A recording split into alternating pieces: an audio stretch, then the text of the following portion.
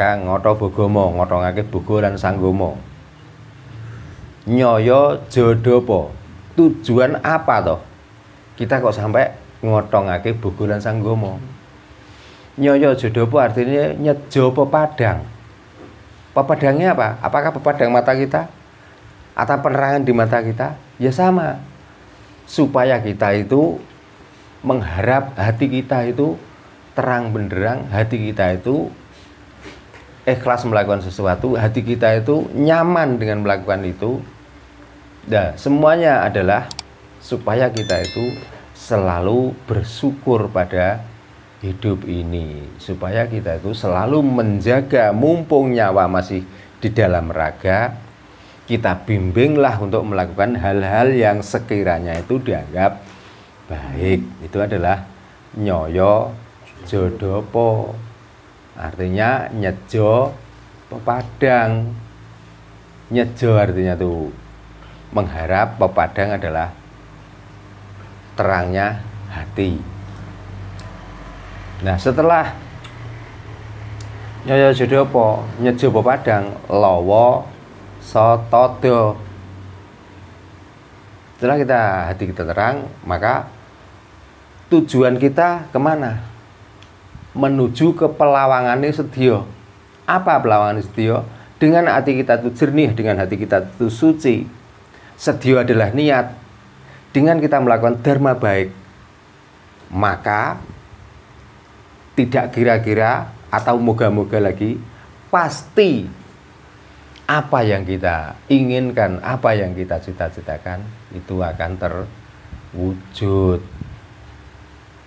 Nah, wujud itu kadang-kadang nggak sesuai dengan niat kita, tapi kan paling tidak dengan lawa sotodo, dengan pelawangan sedya atau pintu tujuan hidup itu, walaupun sedikit kita itu kadang-kadang sudah mencapai ke situ. Gitu.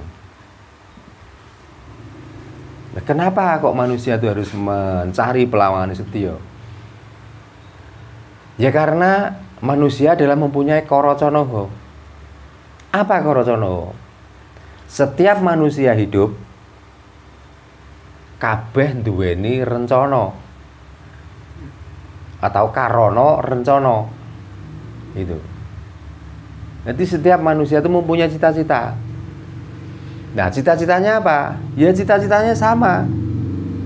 Kalau kita melakukan kebaikan, ya kita akan mendapatkan kebaikan.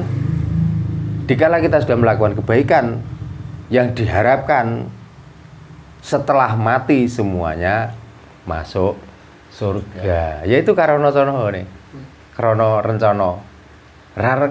Krono rencananya apa? Ya ho, tetap tentang Gusti atau tentang Tuhan. Itu. Jadi sak bodoh-bodohane wong saben mati kepengin sowan ngersaning Gusti. Pasti begitu. Mulane sampai kalau orang Jawa itu ditanya, wonten napa nika kepung-kepung nembe kemawon wonten tiyang kapundhut. Artinya kapundhut diambil. Siapa yang ngambil? Ya tetap Gusti. Nembe wonten tiyang tilar donya. Artinya meninggalkan dunia. Nah, kemana? Ya menuju ke alam akhirat atau alam atau orang yang sudah mati. Bapak pun datang pundi sampun nyuwargi. Atau ada yang mengatakan sampun wangsul datang zaman kelanggengan. Kan sudah jelas toh. Berarti kalau begitu artinya setiap manusia adalah mempunyai koroconoho.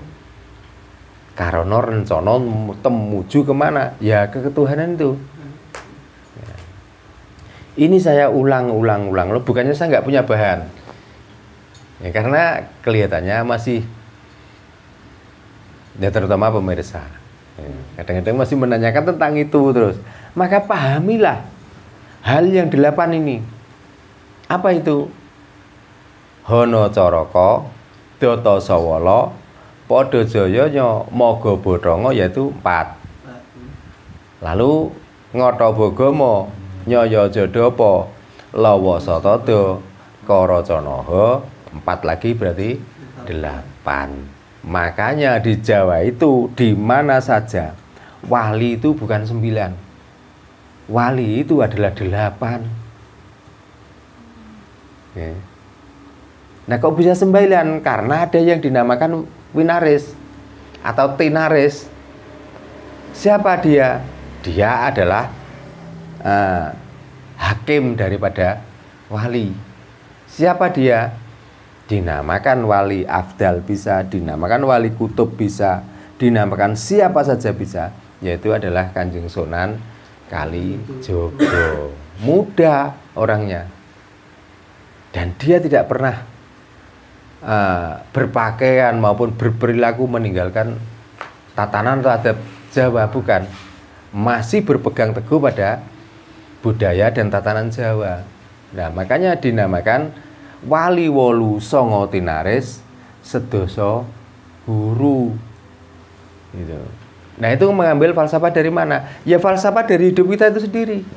Maka sebenarnya Hono Coroko sampai Ngotho Bogomo sampai Karacanaha adalah menjabarkan diri kita itu sendiri seutuhnya.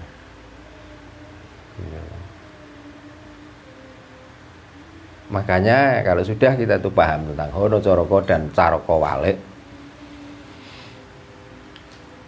ibarat doa itu sekti sing tanpa aji, ya. Terus ngeluruk sing tanpa bolo, sugih sing tanpa bondo, bebasan landhep tanpa natoni, dhuwur datan ngungkul-ngungkuli, pinter datan ngasorake, banter datan ngelancangi. Itulah sebenarnya ajaran Jawa. Loh, ajaran yang mulianya seperti itu, yang indahnya seperti itu. Kalau kita ini nggak mau mempelajari, kita hanya mempelajari ajaran-ajaran dari luar yang kita kadang-kadang bingung. Kadang-kadang kita itu sudah ditanya, rukun iman ada berapa? Jawabannya sesuai dengan tulisannya di situ, rukun iman itu ada 6. Padahal rukun iman itu mestinya harus 14 tataran. Baru dinamakan orang itu beriman, atau orang itu percaya, benar-benar percaya. Karena yang dinamakan percaya itu tidak harus percaya pada orang yang menyampaikan. Mempercayai itu tapi tidak bisa membuktikan, ini yang paling bahaya. Itu dinamakan iman ikror. Hanya percaya dengan orang yang menyampaikan dan melakukan seperti apa yang menyampaikan. Lalu kita seolah-olah disuruh menyembah Tuhan, tapi Tuhan itu siapa kita kadang-kadang tidak tahu. Makanya kita jangan berhenti sampai dengan yang dinamakan yakin, tapi yakin hanya kita ucapkan. Jadi ibarat mas kepengen roh lelere, bibarasan kedung kepengen roh jerone. Gitu. Jadi dikala kita tuh mengakui sesuatu, apalagi kita berani menjadi saksi, kita harus tahu siapa yang kita saksikan, harus berani, harus tahu kita sudah menjadi saksi, itu harus bertanggung jawab. Nah itu, makanya supaya kita itu enggak terlalu larut dan kita hanya jalan di tempat, ya dengan cara inilah, dengan jalan inilah, supaya kita itu tidak terbelenggu dengan sistem politik pada otak kita dan hati kita, sehingga kita itu tidak selalu merasa benar, tidak selalu merasa orang yang paling suci, tidak selalu merasa orang yang sudah dijamin akan menempati tempat yang digambarkan indah yang semuanya ada itu. Gitu. Nah pertanyaannya, enak mana kita setiap melakukan itu dibayar, tapi kita tidak paham dengan apa yang kita kerjakan? Apakah kita itu Yang penting memahami apa yang kita kerjakan. Setelah kita tidak dibayar lagi, kita masih bisa melakukan. Coba, enak mana kira-kira? Enak yang memahami, Pak. Nah, jelas enak yang memahami. Dikala kita itu sudah bosnya bangkrut, atau suatu saat namanya orang mosok pe dadi kuli wae. Kan mending kita itu mencari pengalaman, kita itu memahami apa yang kita lakukan, supaya di saat yang kita tempati bekerja itu bobrok atau gulung tikar, supaya kita itu bisa mandiri dan berdikari. Itu. Lah sekarang di saat kita bekerja karena sudah dikasih upah dan lain sebagainya, tiba-tiba pabriknya ya bangkrut, apa kita yang robek atau kita yang remuk, akhirnya datang ke orang lain, minta diservis, minta diajari bekerja lagi. Masa hidup itu mau begitu terus? Kan nggak mungkin. Nah, dengan cara ini artinya supaya kita itu bisa mandiri, supaya kita itu bisa berdikari dengan diri kita sendiri. Makanya sekali lagi,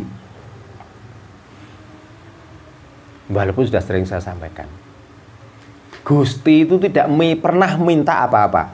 Saya tegaskan lagi, Gusti tidak pernah meminta dan menyuruh makhluknya untuk melakukan apa-apa.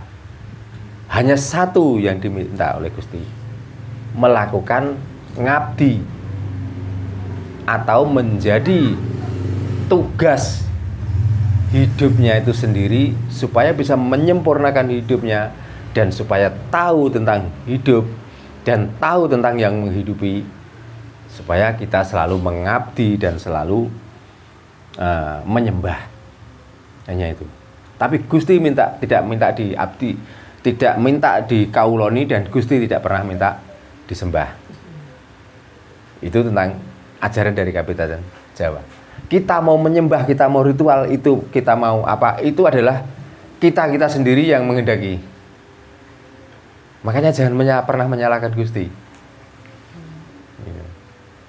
Makanya kalau tahu sudah begini, hilangkan kita berpolitik dengan otak kita. Karena bedanya manusia dan hewan. Kalau manusia mempunyai akal, mempunyai nafsu. Kalau hewan tidak mempunyai akal, hanya mempunyai nafsu. Masa kita mau tiru perilaku binatang? Kan gak mungkin. Lah kita bisa berbuat baik, ya berbuatlah. Sudah. Nah mumpung apa? Mumpung jasad dan tubuh kita masih mampu untuk melakukan kebaikan. Kalau begitu, saya yakin apa yang kita lakukan, yang namanya ikhlas, pasti ikhlas beneran. Nggak ikhlas-ikhlasan. Dan ikhlas tidak bisa dibuat-buat. Gitu. Nggak usah sok-sokan ngaku ikhlas. Daripada nanti di belakangan ngerundel. Mungkin badai tanglet, Pak Sugeng. Matur suwun. Nggih. Matur suwun. Bali malih matur suwun sangat atas piterang utawi wejangan utawi diwastani napa kemawon. Nggih. Sing jelas kula kalian derek sedaya nika angsal tambahan pengetahuan nginging bab ana caraka kelawan caraka walik. Nggih. Sing badhe kula tangletaken, Pak. Ngoto Bogomo.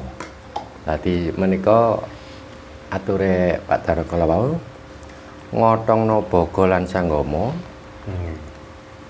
untuk mepung deh.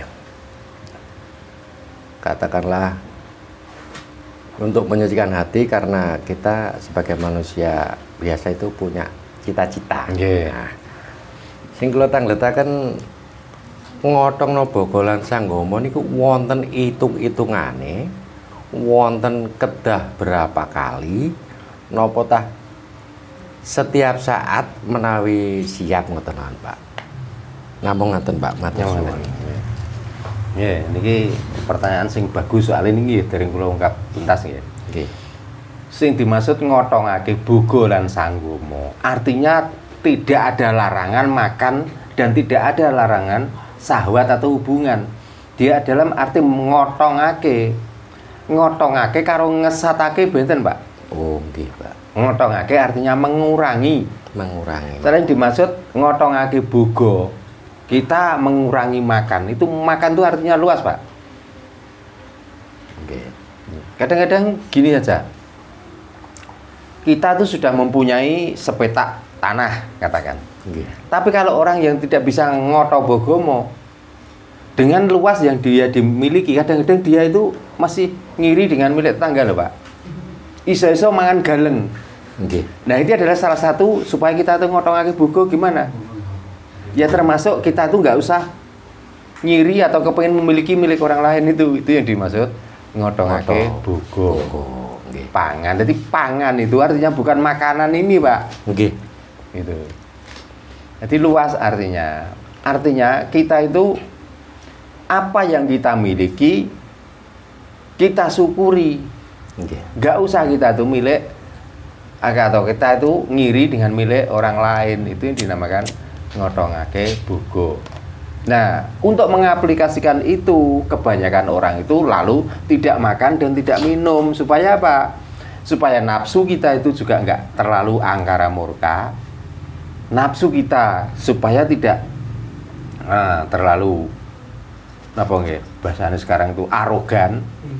Maka dengan cara tidak makan dan tidak minum itulah katanya yang paling efektif. Pertanyaannya sekarang, apakah sedikit orang yang tidak makan dan tidak minum di siang hari di bulan puasa?